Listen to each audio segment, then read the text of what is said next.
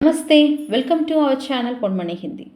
இன்றைக்கி நம்மளோட சேனலில் பிரவீன் பூர்வா சிலபஸில் இருக்கிற சாகித்யத்திக் டிஃபனி பார்க்குறோம்.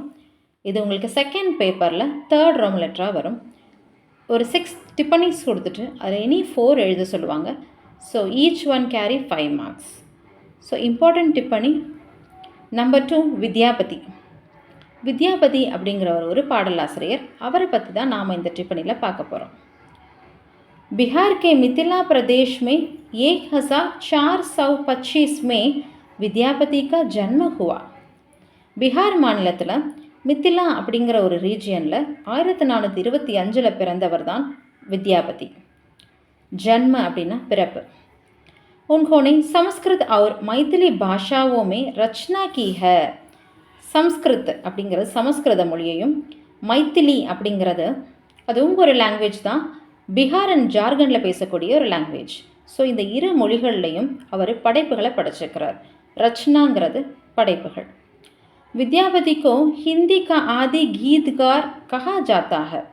வித்யாபதி இந்தியினுடைய ஒரு பாடலாசிரியராக கருதப்படுகிறார்.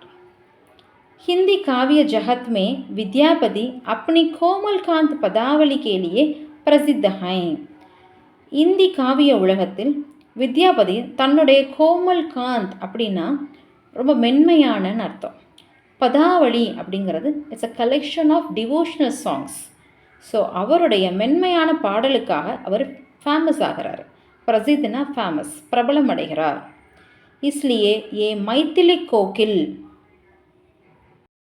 கே நாம் சே பிரசித்து ஹுயே. இதனால் இவர் மைத்தில் கோகில் என்ற பெயரால் பிரபலம் அடைகிறார். मधुर गीतों के रचयिता होने के कारण इनको अभिनव जयदेव कहा जाता है. மதுர் கீதம் அப்படின்னா இனிமையான பாடல்கள். இனிமையான பாடல்களை படைத்த காரணத்தினால் இவர் அபினவ் ஜெயதேவ் என்று அழைக்கப்படுகிறார். विद्यापति के पदावली में जो पद संग्रहित हैं वे ही उनकी कीर्ति का मुख्य आधार हैं. வித்யாபதியினுடைய பதாவளி அப்படிங்கிறது ஏற்கனவே சொன்ன மாதிரி it's a collection of devotional songs. So அதனுடைய ஒரு செட் ஆஃப் கலெக்ஷன்ஸ் இருக்கும் இல்லையா, அதுவே அவருடைய புகழுக்கு ஆதாரமாக, முக்கிய ஆதாரமாக இருக்கின்றனன்னு சொல்கிறாங்க. யஹ் கிரந்த் மைத்திலி பாஷா மே லிக்கா கயா கிரந்த் ஹை. அப்போது இந்த நூல் என்ன லாங்குவேஜில் எழுதியிருக்காங்கன்னா மைத்திரி லாங்குவேஜில் எழுதப்பட்ட ஒரு நூல். இன்மே ராதா கிருஷ்ணா கி லீலாவும் கா மதுர் சித்திரன் ஹை. இப்போ அவருடைய பதாவளியில் எதை பற்றின இன்ஃபர்மேஷன்ஸ் இருக்குது அப்படின்னா கிருஷ்ணராதையினுடைய ஆக்டிவிட்டீஸ், அவங்களுடைய லீலைகளை ரொம்ப அழகாக, ரொம்ப இனிமையாக சித்தரிச்சிருக்கிறாங்க. சுக்குல்ஜி இஸ் கிரந்த்கோ ஸ்ருங்கார் ரஸ் கா கிரந்த் மான்தே ஹை. ஸோ சுக்குல்ஜி என்ன பண்ணுறாருன்னா இந்த நூலை பார்த்துட்டு அவங்க ஸ்ருங்கார் அப்படிங்கிறது அழகு, ஒப்பனைன்னு அர்த்தம். ஸோ அழகு ரசம் பொருந்திய ஒரு நூலை அக்செப்ட் பண்ணிக்கிறாங்க. वे विद्यापति को कृष्ण भक्तों की परंपरा में स्थान नहीं देते हैं. சுக்குல் ஜி, இங்கே வேன்றது அவர் தான். சுக்குல் ஜி வித்யாபதியை கிருஷ்ண பக்தர்கள் பரம்பரை இருக்கும் இல்லையா, அந்த பரம்பரையில் அவருக்கு இடம் கொடுக்கல. இஸ் கிரந்த் மே பங்களா பாஷா கே அநேக் ஷப்த் மில்தே ஹை. இந்த நூலில் பங்களா பாஷா உன்னுடைய நிறைய வார்த்தைகள் இணைஞ்சிருக்குது. इसलिए बंगाली लोग विद्यापति को अपनी भाषा का कवि मानते हैं. அதனால் பெங்காலி மக்கள்லாம் வித்யாபதியை தன்னுடைய பாஷையினுடைய கவிஞராக ஏற்றுக்கிறாங்க. வித்யாபதியினுடைய பிற நூல்களை பற்றி இந்த பேராகிராஃபில் பார்ப்போம்.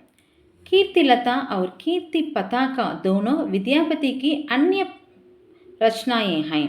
कीर्ति लता மற்றும் கீர்த்தி பதாகா இது ரெண்டும் வித்யாபதியினுடைய மற்ற படைப்புகள். ये दोनों अपभ्रंश भाषा में लिखी गई हैं. இந்த ரெண்டு நூல்களும் अपभ्रंश அப்படிங்கிற லாங்குவேஜில் எழுதப்பட்டது. काल की दृष्टि से विद्यापति का वर्णन आदिकाल में आता है, मगर विषय की दृष्टि से विद्यापति कृष्ण भक्त कवियों की परंपरा के आदि में आते हैं. ஸோ காலத்தின் பார்வையில் நம்ம பார்த்தோம் அப்படின்னா வித்யாபதியினுடைய டிஸ்கிரிப்ஷன்லாம் ஆதி காலத்துலேருந்து வந்ததுன்னு சொல்கிறாங்க. ஆனால் விஷயம், அவர் எழுதின விஷயம்ஸ், அவருடைய நூல்களில் இன்ஃபர்மேஷன்ஸ் கொடுத்துருப்பாங்க இல்லையா, ஸோ அந்த இன்ஃபர்மேஷன்ஸை பேஸ் பண்ணி பார்க்கும்போது வித்யாபதி கிருஷ்ண பக்த கவிஞர்களுடைய பரம்பரையில் வந்தவர் அப்படின்னு சொல்கிறாங்க. இன்கி மிருத்யு சன் 1496 में हुई बताई जाती हैं. மிருத்யுனா இறப்பு. இவருடைய இறப்பு 1496 நிகழ்ந்தது அப்படின்னு சொல்லப்படுது. இந்த வீடியோ உங்களுக்கு பிடிச்சிருந்துச்சுன்னா நம்மளோட சேனலை சப்ஸ்கிரைப் பண்ணுங்கள், கமெண்ட் பண்ணுங்கள், லைக் அண்ட் ஷேர் பண்ணுங்கள். தேங்க்யூ.